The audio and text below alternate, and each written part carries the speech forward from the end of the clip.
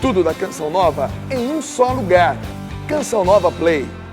Olá, Revolução Jesus chega até você e obrigado por nos acolher, por estar conosco, por nos acompanhar. Revolução Jesus é um programa sim, mas ele vai além disso. Ele é uma linda missão que há mais de 13 anos existe e tem levado muitas pessoas, muito jovens especialmente, a fazerem uma experiência concreta com Jesus que tem mudado as suas vidas.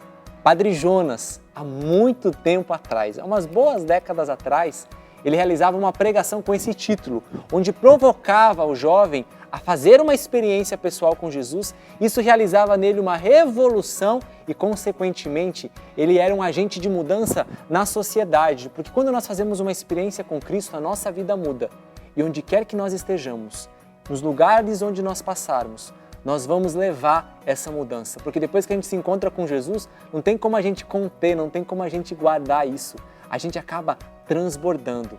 A Revolução Jesus vai gerando em nós uma transformação, vai gerando mudança, vai gerando recomeços, vai nos amadurecendo. E por falar em recomeços, é isso que a gente está vivendo aqui no Revolução Jesus, né? Um recomeço de uma nova fase. É por isso que nós estamos nesse tempo de transição, preparando muitas novidades para você. Falei de recomeço, mas também falei de amadurecimento. E a pessoa que é madura é aquela que sabe reconhecer os seus erros, sabe passar pelos momentos de sofrimento e aprende com eles, cresce com eles. Poderíamos usar uma boa palavra, que inclusive nós usamos em um programa.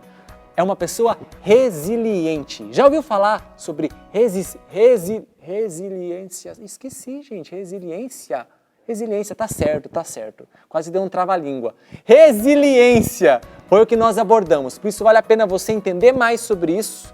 Quem sabe como eu aprender a falar primeiramente. Vai também conferir o testemunho de um jovem que passou por um momento muito difícil e que a partir desse momento ele aprendeu muito e cresceu muito, humanamente e espiritualmente. Vamos lá? Conferir juntos? Roda pra gente. Você já ouviu falar em resiliência? Resiliência é quando nos adaptamos a mudanças, até as mais difíceis. Vamos ver como exercitar nossa resiliência. Revolução Jesus, estamos no ar e o programa de hoje é Resiliência. E já quero convidar você que está assistindo esse programa a entrar no nosso Instagram, @RevoluçãoJesus, e deixar a sua participação. Uma perguntinha básica: você se considera alguém resiliente? A origem do termo resiliência é do latim resilio, que significa voltar atrás. Isso foi primeiramente observado pela física quando algum corpo era submetido a uma pressão e sofria uma deformação. E tão logo essa pressão era retirada, este corpo voltava ao seu formato original. Dois exemplos bem básicos para todo mundo entender. Imagine que vocês peguem um elástico e estiquem esse elástico. Quando você solta uma das pontas, esse elástico volta à sua posição, à sua forma normal, à sua forma original. A mesma coisa é quando nós pegamos um balão de festa cheio e a gente fica apertando a bexiga. Ela é deformada, mas tão logo a gente solte, ela também volta ao seu estado natural. No que diz respeito ao ser humano, a resiliência significa a capacidade que o indivíduo tem de, sofrendo uma adversidade, um momento negativo de vida, ele tem essa capacidade de enfrentar esse momento difícil e sair dele mais fortalecido, não é? Então, esse conceito veio para a psicologia e acaba significando flexibilidade, significa adaptação, significa saber enfrentar emocionalmente os desafios, as dificuldades, as adversidades, né? E a capacidade que ele tem de se recuperar passado essa situação, esse problema, essa adversidade, esse desafio.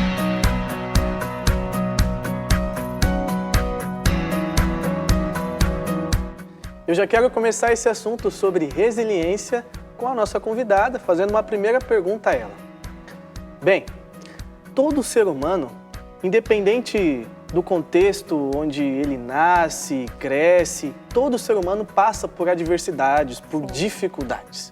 Por que alguns conseguem lidar tão bem e outros não tão bem assim com essas dificuldades próprias da vida?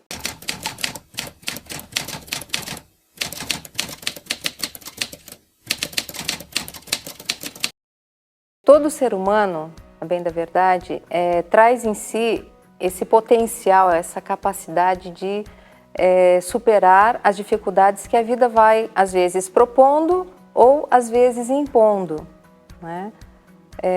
E essa é uma realidade que a gente precisa descobrir mais, com mais profundidade, porque muitas vezes as pessoas acabam ficando, né, numa superfície da própria vida, da própria existência, por desconhecer que traz ali em si um potencial que é fantástico, que quando é solicitado, quando é convocado, ele vem em nosso auxílio, né? Que são as nossas capacidades de enfrentamento, de autoconfrontação, de superação. Mas tudo isso é um processo de descoberta, né? Não é assim, isso já está pronto dentro da gente. Isso, à medida que a gente vai convocando, né, essas realidades internas que nos constituem, que constituem a estrutura do ser humano, quando isso é convocado, vem de uma forma fantástica que nos surpreende. Mas para o jovem que está nos acompanhando, como que ele pode tirar isso como lição e aplicar na vida dele de alguma forma que ele consiga traduzir e dizer assim, bom, agora é o momento para que eu seja assim, ou para que eu seja assado, sabe? Como que ele consegue encarnar tudo isso que você disse na vida dele, diante das situações, para que assim ele consiga crescer? Então, a gente tem que olhar para a vida prática, para a vida diária, né? Porque senão fica um papo muito filosófico, uma coisa muito assim, né? Tem que olhar na vida prática. Então, quais são as oportunidades ou quais são os desafios que a vida hoje está fazendo para aquele jovem, por exemplo, em situação escolar, né? Aquela coisa assim que começa a ficar desanimado, começa a perder um pouco ali o pique, né, de estar se esforçando, porque fica olhando só aquele momento, por exemplo, se está na adolescência, todo aquele movimento hormonal que dá aquela preguiça, que dá aquele sono, que dá aquela moleza. É um risco ali do adolescente começar a se distanciar, né, de fazer pequenos confrontos, ou seja, pegar você e falar assim, cara, vamos lá, né, vamos lá para a escola, eu quero passar lá na faculdade, eu quero ser alguém, ter um projeto de vida. Então, quando você sinaliza isso, você ativa toda essa realidade. Quando eu descobri que eu estava com câncer, né, foi algo muito interessante, assim, eu não esperava, né, claro. Fiz uma cirurgia primeiro no pescoço, tenho até uma cicatriz aqui no pescoço, fiz uma cirurgia, né, estava esperando o resultado da cirurgia, mas foi engraçado porque até mesmo o médico falou que não teria problema nenhum, que era para eu ficar muito despreocupado com isso. Mas aí eu estava em casa um dia, e aí logo após o café da manhã lá no seminário, o padre Edson, que é o meu reitor lá, me chamou e falou assim, olha, Rafael, eu preciso conversar com você um assunto antes da gente dar seguimento às coisas, né? Então ele me chamou na biblioteca do seminário, sentou comigo e falou assim, então, olha, chegou o resultado do seu exame e eu queria contar sobre o laudo desse exame antes da gente ir para o médico. E aí ele pegou e disse assim, então, eu falei, pode contar, padre, pode falar. Ele falou, então, você está com câncer. Aí eu falei assim, como assim, padre? Só pensei na minha cabeça, né? Como assim? Aí ele falou assim, então, a gente não esperava isso, mas você está com câncer, está aqui o laudo, você quer ver o laudo? Eu falei, não, nem quero ver. Mas aí depois eu entrei assim como se tivesse parado dentro de uma daquelas gravações assim de câmera lenta. Na minha cabeça parou tudo assim ao meu redor E ficou só aquela palavra assim, né? Câncer, câncer, câncer. E aí, logo depois veio uma palavra assim, morte, morte, morte, morte, morte.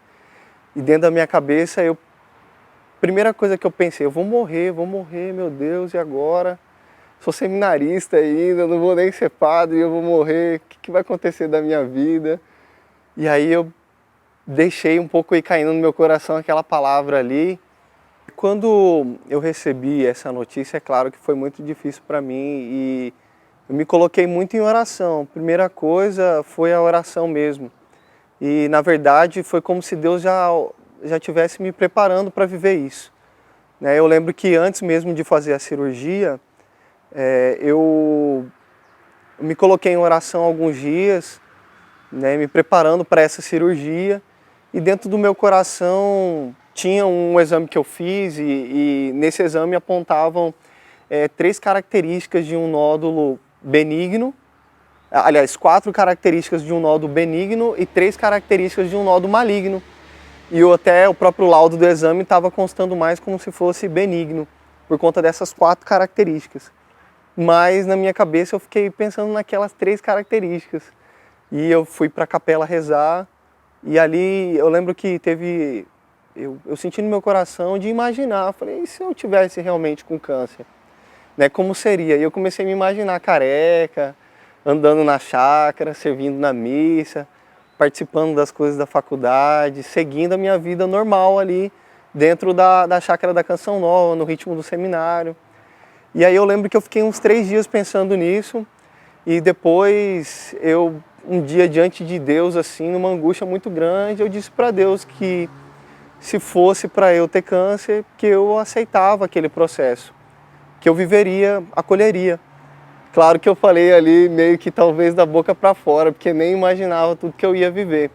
Mas quando eu recebi a notícia, logo depois de pensar tudo isso a respeito da morte e tal, antes de ir para a consulta médica, eu falei para o padre, olha, eu quero passar na capela. E eu estava em prantos, assim, entrei na capela. Quando eu pisei na capela e eu coloquei a mão no sacrário, logo que eu coloquei a mão no sacrário, Deus já falou no meu coração e disse assim, então, Rafael, você já aceitou isso. Aí ali mesmo eu já fui engolindo o choro e fui entendendo que Deus estava comigo. Então, o que me ajudou mesmo foi esse entendimento de que Deus estava comigo. Mas é claro que mesmo tendo esse entendimento e tudo isso, dentro de mim eu ficava com esses questionamentos. O medo de morrer mesmo e também assim, será que foi Deus mesmo que falou comigo? Na área humana, é claro que a gente não separa o humano do espiritual, nós somos uma pessoa só, não tem como separar. Mas eu posso dizer que de forma, assim, na minha humanidade, naquilo que eu ainda estou colhendo muitas coisas diante do tratamento. Eu ainda faço não um tratamento com medicações, mas eu faço um acompanhamento médico. Todo mês eu vou no hospital, faço a limpeza do catéter que eu tenho aqui do meu lado direito, e faço os exames. Então eu ainda, de certa forma, todo mês Deus me leva a relembrar um pouco daquilo que eu vivi, a retomar, ir lá no hospital, às vezes traz alguns sentimentos à tona de volta. Então eu posso dizer que o meu processo ainda não acabou, eu ainda estou colhendo tantas e tantas coisas na área da questão da humanidade. Mas eu posso dizer que a primeira coisa que eu colhi de forma muito profunda foi o autoconhecimento mesmo, de saber aquilo que era essencial para a minha vida, aquilo que era os valores, aquilo que para mim é mais importante, aquilo que eu considero como mais sério, mais profundo, quem é o Rafael mesmo de verdade. Então, todo o processo da doença me fez mais livre, me fez também, de certa forma, me fez aproveitar cada detalhe da vida, como tomar um banho, como saborear um alimento, ter uma presença de uma pessoa, poder partilhar. Hoje eu gosto de aproveitar muito isso, olhar a paisagem, olhar as flores, o verde, poder passear, poder sentir a brisa do vento, as pequenas coisas. Então, acho que de forma humana eu posso aproveitar melhor o meu tempo, Eu não gosto de perder tempo nesse sentido, e o autoconhecimento. Mas também tantas coisas, como pensar na morte, eu ainda tenho pensado muito nisso. Também poder se compadecer mais ainda do sofrimento humano, poder se colocar mais no lugar do outro, ouvir mais o outro, tentar entender cada situação, né? Acho que foi isso que eu pude crescer mais de forma humana, além de que esse processo gerou dentro de mim uma vontade de mergulhar muito em Deus, de mergulhar muito também no sofrimento de Jesus Cristo, que é a sua humanidade, né? Jesus não se poupou em nada, ele viveu todo o processo de dor, então viver isso de forma mais profunda, né? A dor e o sofrimento humano. Quais os mecanismos que as pessoas ao longo da vida vão desenvolvendo para fugir do sofrimento? Jonathan, essa é uma questão muito interessante, porque não dá para a gente responder isso sem antes fazer, entre aspas, né, uma análise contextual, ou seja, que mundo que a gente está vivendo hoje? Qual é esse tempo que nós estamos vivendo hoje? Não é? Nessa chamada por alguns filósofos atuais de hipermodernidade, não é nem mais pós-modernidade, já é a hipermodernidade, né?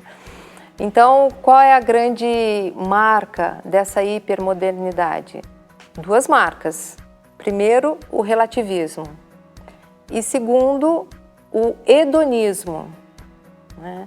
O hedonismo, o conceito do hedonismo na filosofia é a fuga do sofrimento, o evitar o sofrimento. Claro, a gente tem que evitar o sofrimento, ninguém, como a gente disse agora há pouco, ninguém é masoquista, ok. Mas fugir do sofrimento e viver só o prazer. Então está havendo aí um problema sério nesse contexto de vida, porque a negação do sofrimento é uma coisa muito séria, né? Porque você vai vivendo uma irrealidade, porque, como a gente disse, o sofrimento faz parte da vida, não tem como, não existe vida sem o sofrimento. Você negar, você ficar fugindo dele, realmente você acaba indo para uma irrealidade. Meus amigos, meus irmãos, nós realmente estamos em um processo, e nesse processo a gente precisa ter calma, porque nós estamos sendo trabalhados, nós estamos sendo formados. É por isso que a gente precisa respeitar o nosso tempo e respeitar o tempo do outro. Keep calma. Estou em obras. Você também está nessa fase de ser construído, reconstruído, desfeito e refeito? Então não pode perder o próximo bloco que a gente vai falar sobre isso. Em nome do Revolução Jesus, eu peço um pouco de desculpas pelo transtorno que vocês estão vendo aqui, né? O nosso desejo é que nós estivéssemos já com o programa todo pronto, para que você já pudesse desfrutar, mas a gente está trabalhando, né? Nós estamos aí em obras, literalmente nos organizando para que nós possamos levar a você essa nova temporada. E isso traduz também a nossa vida, porque nós passamos por fases. Nós estamos em reforma, nós estamos consequentemente sendo convidados, por causa dos acontecimentos da nossa vida, a nos superarmos. Nós estamos em obras, mas às vezes a gente vive num mundo tão imediatista que a gente quer que as coisas aconteçam para ontem, que a gente não sabe esperar o tempo das coisas, né? Demoramos aí no máximo 9 meses para nascer, alguns são um pouco mais apressadinhos e vêm antes. Mas uma semente, quando você lança na terra, ela tem um tempo para se desenvolver.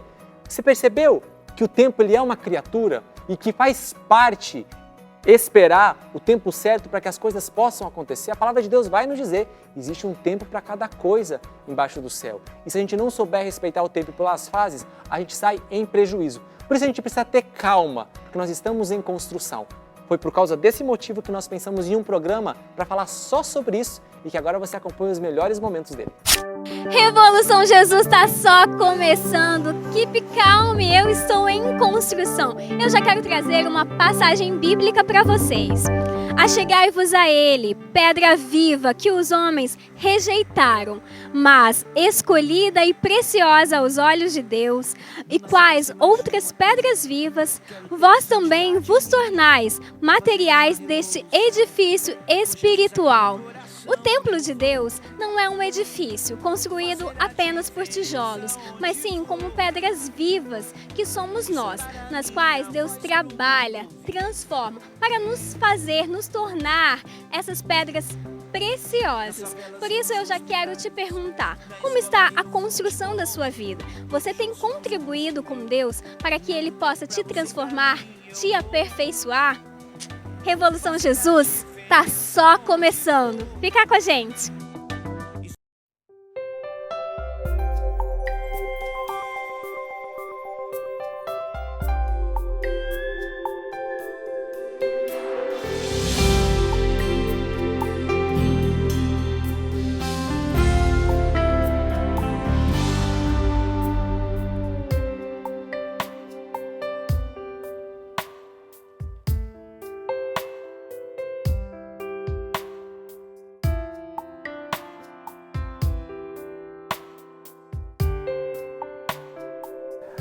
Marcele, quais são os passos importantes para a execução de um vaso, né? Para você conseguir fazer ele? Desde que a gente começa a fazer o processo todo do vaso, a gente tem que primeiro amassar bastante essa massa, né, para deixar ela bastante homogênea, porque às vezes a gente compra um pacote e vem um pedaço mais duro, um pedaço mais mole, então a gente faz um processo de amassar o barro que chama cabeça de boi. Trabalha o barro primeiro ali. Isso, trabalha, amassa bastante, né, esse barro, e depois a gente vai bater. No processo de bater a argila, a gente tira as possíveis bolhas de ar, que são elas que são responsáveis por explodir a peça depois no forno. Então a gente precisa bater bastante, para aí sim a gente conseguir fazer qualquer tipo de trabalho na cerâmica. Certo. E aí os passos que vão seguindo. Depois você preparou então ali, né? Teve esse cuidado com a massa ali, né? Com o barro. E em seguida? E aí vai depender do vaso que você vai fazer ou da peça. A gente pode ir para o torno elétrico. Por exemplo, esse vasinho aqui, ele foi feito no torno elétrico. A gente vai ter que centrar a argila no torno, porque como é uma peça que ela tem uma simetria, eu preciso primeiro centrar essa bola de argila no torno. Certo. Depois eu vou furar, vou abrir, vou subir. Então tem várias etapas que eu faço no torno elétrico até chegar nessa forma. Então, dependendo do tipo do vaso, da peça, o formato, existe uma técnica diferenciada para cada um. Isso. Por exemplo, se eu vou fazer um vaso mais alto, eu não vou poder abrir tanto o centro da minha peça para ter argila suficiente para subir. Certo. Se eu vou fazer um prato, eu já vou precisar abrir mais e não vou ter tanta argila para crescer para cima, né? Então é um pouco isso. Marcele, você como perita já, né? Porque há tanto tempo aí já fazendo muitas peças e vasos, mesmo que o molde seja o mesmo, o modelo seja o mesmo, os vasos saem idênticos? A gente consegue chegar bem próximo, né? Por mais que eu tenha todo o cuidado na forma, que eu meça, pega a régua, eu consigo até chegar parecido na forma. Mas tem uma coisa que é inevitável, que é a queima. Então eu faço a esmaltação da minha peça, ponho no forno. Se eu coloquei numa prateleira mais alta ou mais baixa, né, que tem diferença de temperatura, só isso já muda a cor da minha peça. Então às vezes pode ficar um verde mais claro, um verde mais escuro. Então tem esse imprevisível que é do forno, né? É muito comum nesse primeiro estágio, aí, nesse primeiro degrau, ter uma contrição, né? Um desejo de mudança. E aí a pessoa ela entra no processo de subida, literalmente de esforço. E nós encontramos muitas vezes a expressão ascese. O que seria essa palavra para a igreja? Qual o sentido profundo dessa palavra em relação àquilo que a igreja ensina na sua doutrina e também na vida dos santos, que também falaram sobre isso? Sim, sim. Esse processo de contrição que você menciona precisa ser um processo contínuo, não é na vida só dos iniciantes, mas também daqueles que já estão mais aprofundados, mais maduros espiritualmente. Para entender a ascese, nós poderíamos utilizar algumas outras palavras. Aqui a ascese, a outra palavra que a gente vai usar para entender é mística, mas poderia utilizar também dom e tarefa. A tarefa está ligada à ascese. O dom está ligado à mística. A mística e o dom é a iniciativa de Deus. Aquele primeiro encontro, Deus vem, nos impulsiona. Na ascese tem o meu esforço. Por exemplo, quando eu dedico alguns minutos do meu dia, 30 minutos, vamos supor, para rezar o terço. Esse é um processo de ascese, porque tem o meu esforço na ascese. Mas na ascese também tem o toque da graça. Então, quando eu me esforço para rezar o terço, quando eu me esforço para ir na capela para adorar, logicamente eu serei tocado por Deus em algum momento. Então tem a minha parte, mas tem a ação da graça de Deus, que nós podemos chamar de mística, ou o dom, né, que Deus nos concede. Então ela nunca vem sozinha, compreende a minha cooperação, compreende o meu esforço de rezar, compreende o meu esforço de tentar compreender mais Deus e deixar que Ele faça parte da minha vida. Mas a ascese é a sua disciplina, é o subir a escada, é o passo após o outro que você dá. Eu disse que no começo é o primeiro degrau, né? Mas aí tem o segundo, o terceiro, o quarto, o quinto, o sexto. Então é o esforço que você faz com a sua perna para subir o degrau e ir subindo. Mas nessa subida tem a ação da graça de Deus também. Você não faz isso sozinho. Não é somente a sua força. E por isso nós estamos aqui, num local em construção, para começarmos o nosso Fala Aí, que vai tratar exatamente deste assunto, sobre esse processo de construção que nós vivenciamos. E para nos ajudar nessa conversa, estou aqui com o Wilker, que já é veterano nesse Fala Aí, formado em teologia, e a nossa Camila, engenheira, que vai também nos ajudar. Mas será que, de fato, a gente reconhece as obras que Deus está fazendo em nós? Eu considero que reconheço. E reconheço quando? Primeiramente, quando acontece isso. Não sei se você em casa está ouvindo, barulho, incômodos. E quando a vida não está fácil, quando a gente está sendo incomodado, quando eu me sinto nesse processo de estar desinstalado, aí, normalmente, eu reconheço que Deus está fazendo alguma coisa. Alguma inquietude, aquilo que a gente sempre ouve, né? A santa inquietude. Nesse processo eu costumo reconhecer, Deus está querendo alguma coisa, Deus está me pedindo alguma coisa. Quando as coisas, dentro de mim primeiramente, estão muito tranquilas, muito de boa, muito relax, é porque tem alguma coisa errada. Eu nem sempre consigo reconhecer.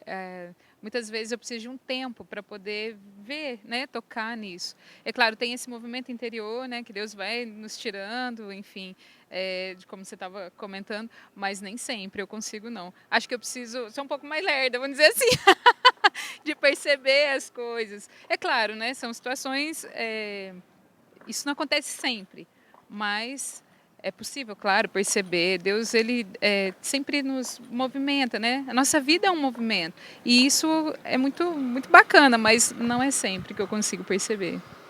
Eu acho que, como você falou, né, tem áreas, tem coisas na nossa vida que Deus faz que são muito gritantes, né? Sim. Acho que as grandes obras, né, que Deus faz. Então, tipo assim, fica impossível não perceber aquilo, mas aquele detalhezinho, assim, que Deus tá, aquela reformazinha, eu acho que, de fato, fica mesmo difícil da gente perceber. A gente acho que precisa de um processo de conhecimento, de autoconhecimento muito grande, né? Pra gente conseguir perceber, não, de fato, Deus está fazendo isso em mim. Mas, assim, estando numa construção, eu acredito que uma coisa muito importante, assim, é o concreto. Sim, é o que dá todo o sustento, né? Vamos dizer assim. E aí eu queria já perguntar se concretamente, né, hoje, vocês conseguem ver, olha, Deus está trabalhando isso, está trabalhando essa área da minha vida. Sim.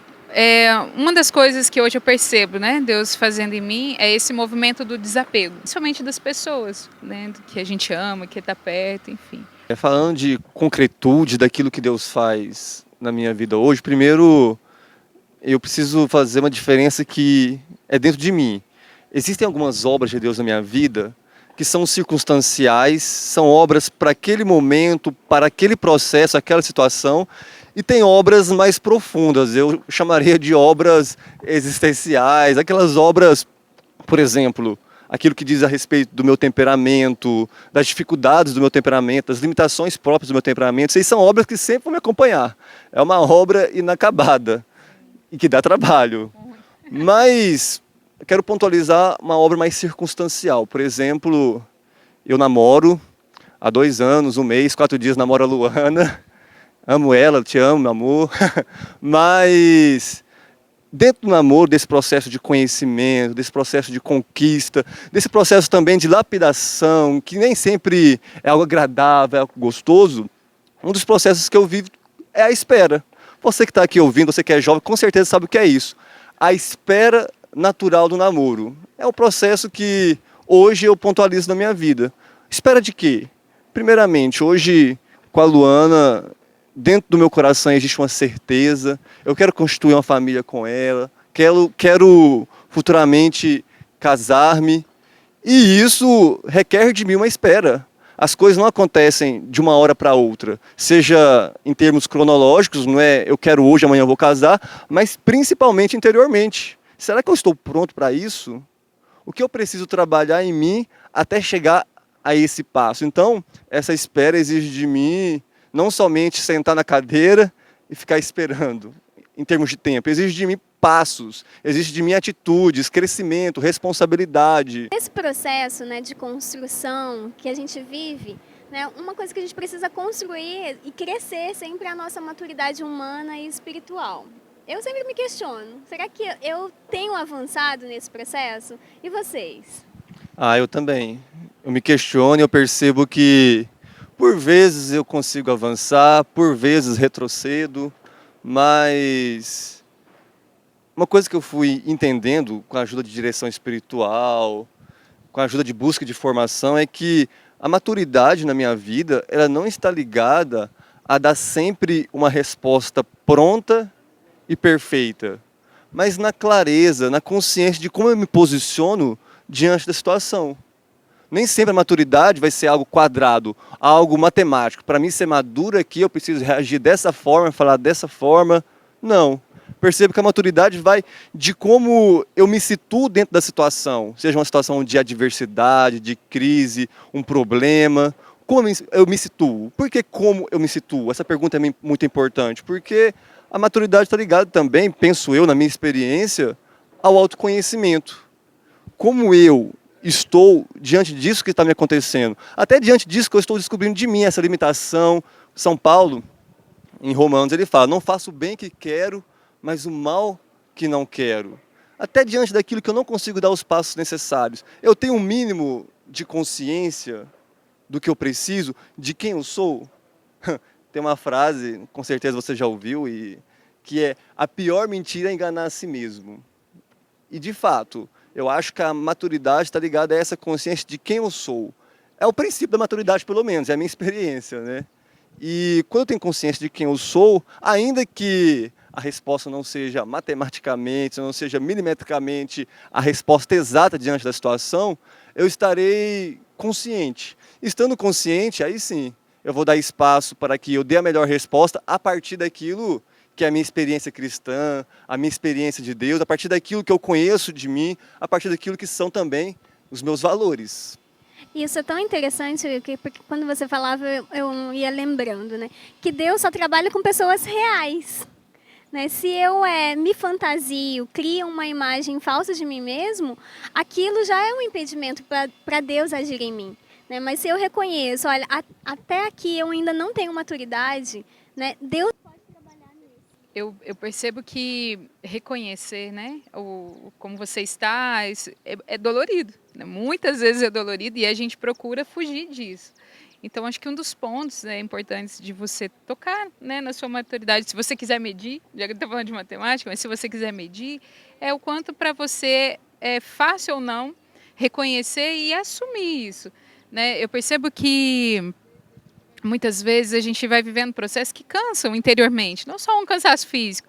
Mas e aí, você consegue tocar nisso e reconhecer, não, hoje eu não consigo, hoje eu preciso ficar aqui paradinha, quieta. Então, é exatamente o que você falou, reconhecer, se conhecer e assumir, né? Olha, eu sou assim. É claro, não é assumir, tipo, você não vou mudar, nascer assim, não é isso.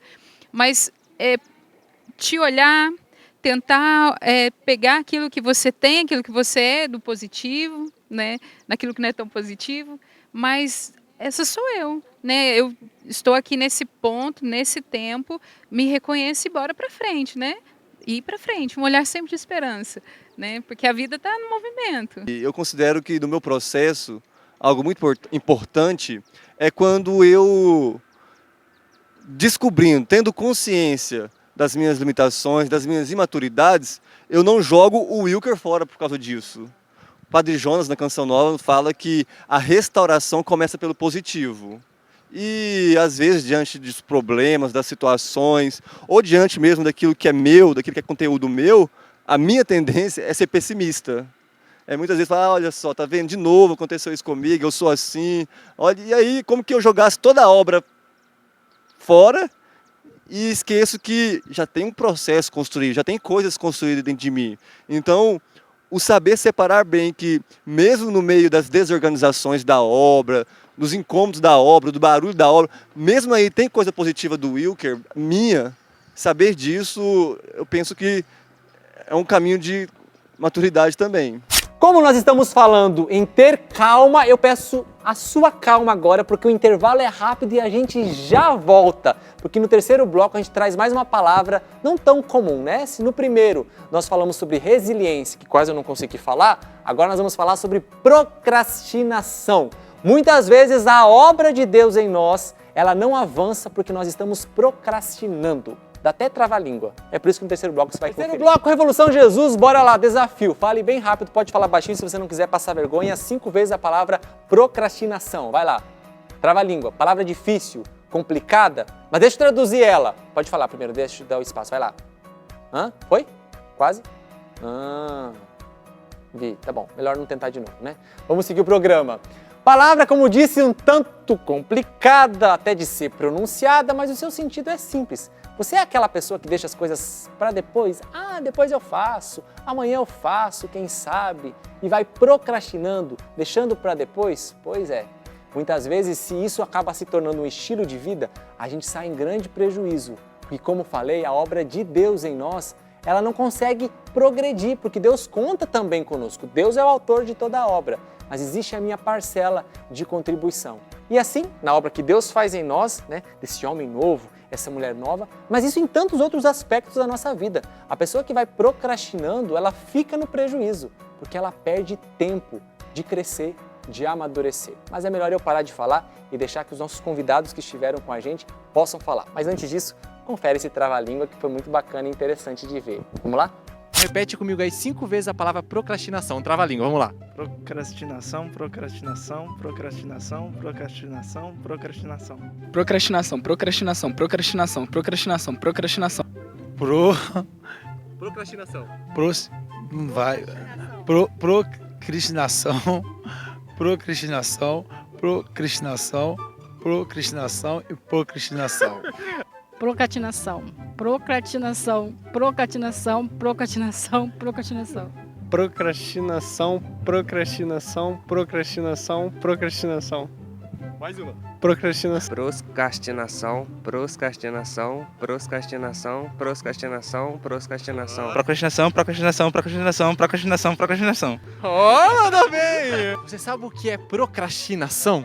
Não tenho nem ideia, não lembro. Bom, eu não sei. Tem nem noção. Não. Não. Nunca ouviu falar? Nunca ouvi falar. Não. Procrastinar, basicamente, é você adiar algo que você poderia fazer imediatamente, né?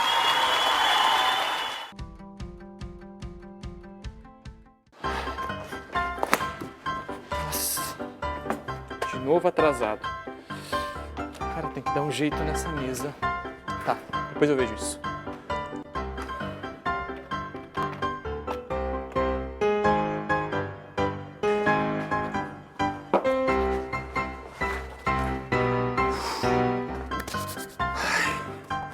Cadê? Eu trouxe ele.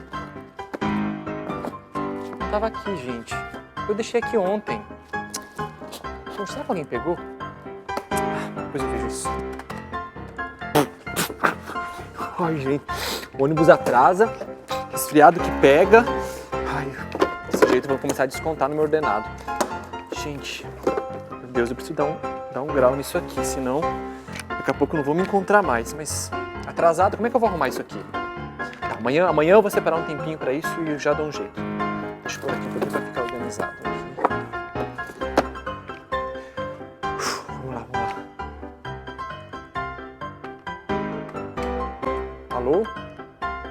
Sim.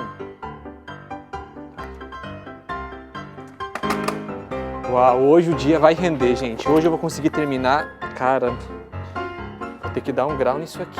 Hoje não pode passar. Senão daqui a pouco nem apareço mais nessa mesa, né? Mas vamos lá, depois do intervalo eu tento dar uma organizada. Cadê eu trouxe? Eu trouxe. Ah, eu trouxe. Vamos por aqui.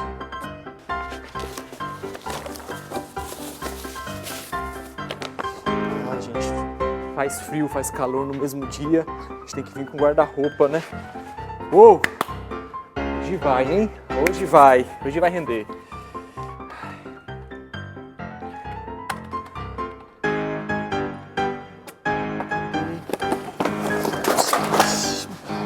Cara, tem que dar um jeito nessa mesa aqui. De amanhã não passa. Ah, amanhã eu vou arrumar isso aqui. Sem falta. Não tá dando mais, eu acho. É. O que? Desculpa. Não, pode deixar aí. Amanhã eu vou arrumar isso aí. Amanhã eu vou arrumar. Pode deixar. Não, amanhã eu arrumo. Só tomar um pouco de cuidado aí, passa no meio e só afastar. Desculpa aí, moça. Amanhã eu arrumo. Sem problema. Pode deixar aí, que depois, amanhã ou depois. Ah, tempo, precioso tempo. Se nós soubéssemos aproveitá-lo melhor, com certeza nós procrastinaríamos menos. Isso que em conceito significa diferimento ou adiamento de uma ação. Um procrastinador é um indivíduo que evita tarefas ou uma tarefa em particular. E o assunto, gente, é tão sério, mas tão sério, que já existem estudos científicos que abordam e mostram que a procrastinação pode ter uma raiz fisiológica ligada ao nosso córtex pré-frontal. Essa área que é responsável por nos ajudar a controlar o impulso, a manter a atenção. Então, quando há uma diminuição da atividade ou uma lesão no córtex pré-frontal, isso pode acarretar, sim, uma dificuldade em me concentrar e a distração ela é mais acentuada, levando, portanto, à procrastinação. Estudos sérios que apontam isso. Mas além da raiz fisiológica, psicologicamente, o que a procrastinação pode gerar em um ser que está dominado por ela e quando eu começo a me preocupar com esse comportamento? É isso que a gente vai conferir agora. A procrastinação ela é um adiamento das ações, ou funções, ou afazeres que todos nós temos, né, no nosso dia a dia. Ela vem de origem emocional. Muitas vezes pode ser confundida com a má gestão do nosso tempo. Às vezes eu adio as coisas porque eu não consigo administrar esse meu tempo. E muitas vezes a gente pode estar procrastinando sempre, mas confundindo com a má gestão do tempo. Então tem que tomar cuidado para não confundir. Lógico, tem as pessoas que têm os dois, às vezes procrastina, mas também não consegue ter aquele controle do tempo. Mas tem que tomar cuidado porque às vezes uma coisa não está ligada à outra. Então a gente pode dizer que é uma origem emocional. A gente tem que, acho que acima de tudo, se autoanalisar. O porquê de tudo, por que eu estou adiando, o porquê, se tem essa origem, eu tenho tempo mesmo? Se eu tivesse o tempo hoje, eu conseguiria fazer aquele determinado dever, aquela determinada tarefa? Se eu tenho tempo e não fiz, aí pode vir a procrastinação. Ah não, realmente eu não administrei, então nem que eu quisesse fazer eu não conseguiria, porque eu não tenho tempo hoje devido a todas as outras os afazeres. Daí sim, é a má gestão do seu tempo. Devemos começar a preocupar quando a procrastinação está nos trazendo danos, seja ele o aumento do estresse, eu estou super estressada, não estou entendendo porquê, ou o aumento da ansiedade. Todos nós temos aquela ansiedade gostosa, aquela ansiedade saudável, mas quando isso começa a aumentar, essa sua angústia, a ansiedade começa a aumentar, aí devemos preocupar sim. E também muitas pessoas que procrastinam têm a parte financeira. Às vezes é uma conta que deixou de pagar, então, ou às vezes é um trabalho que você fez à parte, o seu chefe te cobrou, então perante a empresa traz esse um outro olhar do seu chefe, nossa, mas deixou tudo para a última hora. Então a gente tem que começar a se preocupar sim. Temos que tomar cuidado na parte de danificar o nosso bem-estar, a nossa saúde, porque muitas vezes a procrastinação ela pode estar ligada ao déficit de atenção, à depressão e à ansiedade. Às vezes essas patologias é por isso que eu não faço, justamente porque às vezes tem uma depressão que eu não estou entendendo que é uma depressão e não está me deixando fazer, eu estou adiando. Então tem que tomar muito cuidado porque pode ser de cunho psicológico também.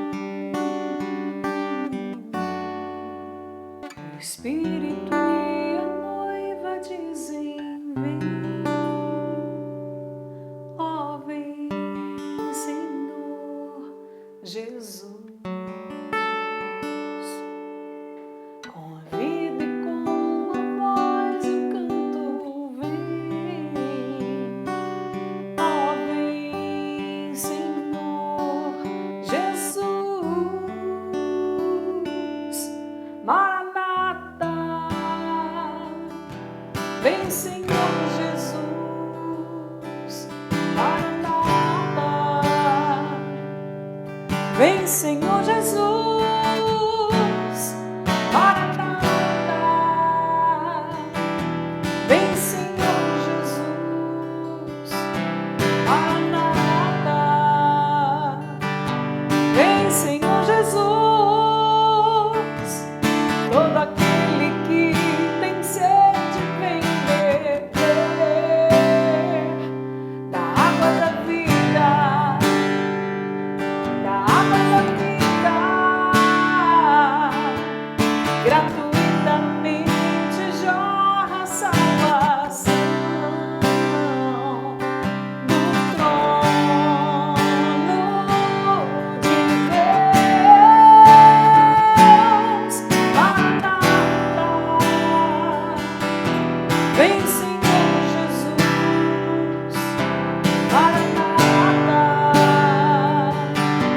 Vem, Senhor Jesus, Maranata. Vem, Senhor Jesus, Maranata.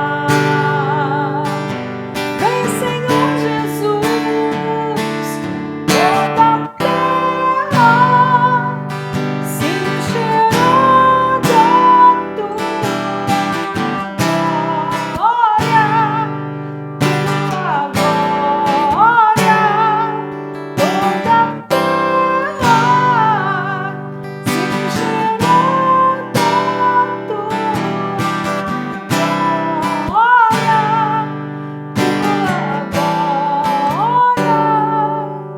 Maranata. Vem, Senhor Jesus, Maranata. Vem, Senhor Jesus, Maranata. Vem, Senhor Jesus, Maranata. Vem, Senhor Jesus. Nós te esperamos, Jesus. Nós te aguardamos, Senhor. Esta expectativa que agora toma conta dos nossos corações. Tu fizestes a promessa de voltar para nos buscar. O Senhor que subiu aos céus nos prometeu que viria nos buscar, que estaria conosco todos os dias das nossas vidas, mas que voltaria. E nós cremos nesta promessa, Senhor, nós acreditamos e por isso nós esperamos a Tua vinda. Vem, Jesus, porque nós necessitamos de Ti. Sim, nós queremos contemplar a Tua gloriosa vinda para que o Senhor busque os seus. Jesus, nós passamos aqui por padecimentos, nós passamos aqui por sofrimentos, tantas vezes até mesmo por desespero. Mas a nossa esperança não está neste mundo. A nossa segurança não está neste mundo. Nós confiamos em Ti, Jesus. Nós confiamos em Ti. E é por isso que Te esperamos e por isso que insistimos em dizer: vem, Senhor Jesus. Vem, Senhor Jesus. A nossa alegria está nisso, a nossa certeza de fé está nisso. Vem, Senhor Jesus, nos buscar. Nós esperamos ansiosamente pela Tua manifestação, pela Tua revelação, pela Tua volta, a Tua volta gloriosa, Senhor, onde então nós estaremos totalmente em Ti. Vem, Senhor Jesus. Jesus, e dá-nos a graça, Senhor, de que a nossa vida seja esse Maranatá, de que a nossa vida seja esse clamor. Vem, Senhor Jesus, que as pessoas à nossa volta possam perceber que temos a vida, Senhor, daqueles que clamam por Ti, daqueles que Te esperam, que esperam essa vida gloriosa, que estejamos preparados, Senhor, para quando o Senhor voltar, nós estejamos prontos. Vem, Senhor Jesus, Maranatá, vem, Senhor Jesus. Senhor, todo aquele que tem sede, venha e beba da água da vida. É o tempo propício. O Espírito Santo nos prepara para a volta do Senhor. A graça do avivamento se derrama sobre nós. O Espírito Santo, o batismo no Espírito Santo é para todos, é para você. Seja batizado no Espírito Santo. Seja mergulhado na presença do Senhor. Que o seu coração esteja pulsando na expectativa do Senhor que virá, e Ele virá, e a sua volta está próxima, está perto. O Senhor não está demorando, não, o Senhor está nos preparando para a sua volta, porque Ele não quer perder ninguém. Nós queremos, Senhor, estar preparados para Ti.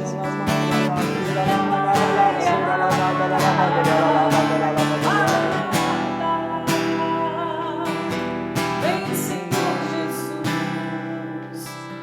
Maranata. Vem, Senhor Jesus, Maranata. Resiliência, keep calm, estou em obra e procrastinação. Fizemos esse combo aí para vocês, essas 3 temáticas. Você percebe que existe sim uma ligação entre elas, mas no final de tudo, o resultado é esse. Se eu não procrastino, eu faço aquilo que precisa fazer.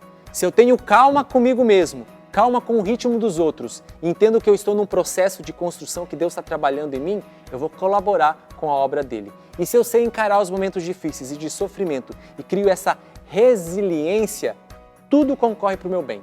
Por isso que a formação do homem novo, aquela que Jesus quer fazer em cada um de nós, ela passa por um processo e ele precisa ser respeitado. Nós precisamos aderir a ele.